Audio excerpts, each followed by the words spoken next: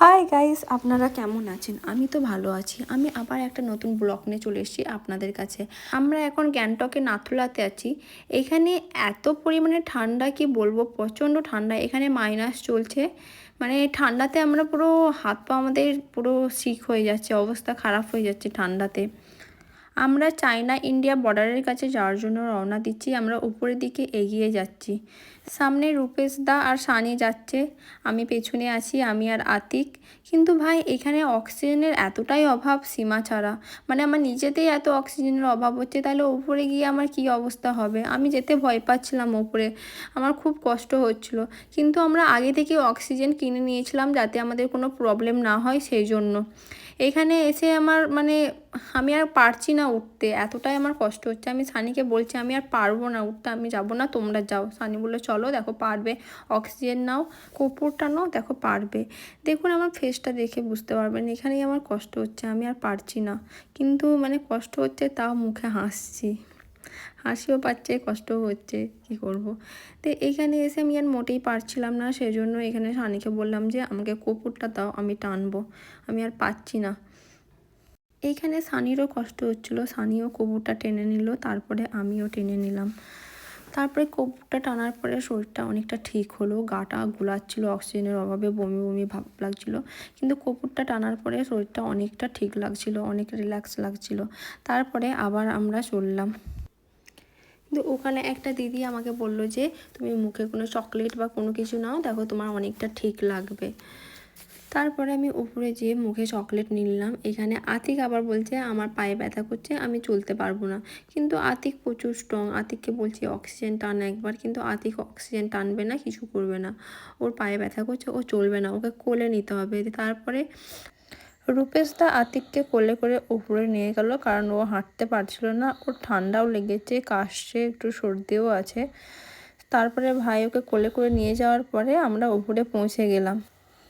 কিন্তু এখানে ভিডিও করা এলাও ছিল না, অনেক সিআরপিএফ অফিসাররা ছিল, ওনারা মানা করছিলেন এখানে ভিডিও কোনো অ্যালাউ নেই।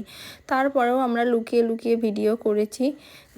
ভিডিওটা লুকিয়ে লুকিয়ে করা হয়েছে বলে ঠিকঠাক আসেনি, প্লিজ আপনারা একটু অ্যাডজাস্ট করে নেবেন।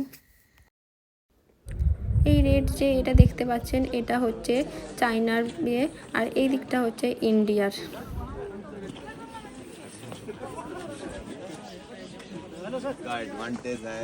দেখুন ওই বিল্ডিংয়ে চায়নার লোকেরা আছে, এগুলো চায়নার লোক। আমরা এই দিকে আছি, ইন্ডিয়ার দিকে।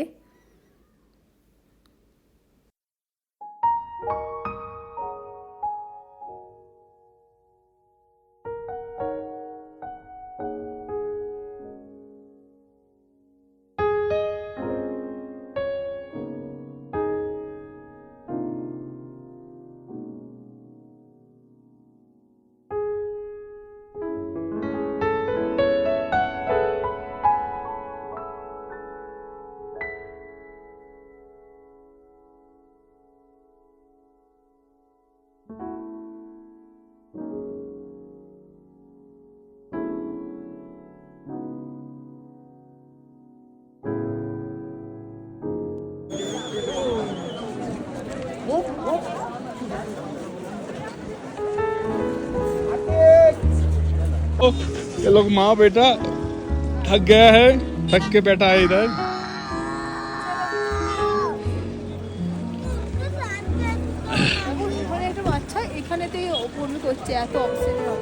हमारा आती विशाल स्ट्रॉन्ग।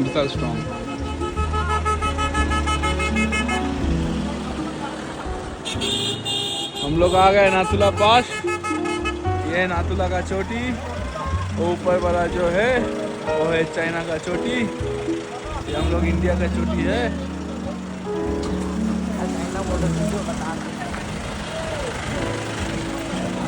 देखिए पूरा नज़ारा, ये है नाथुला पास।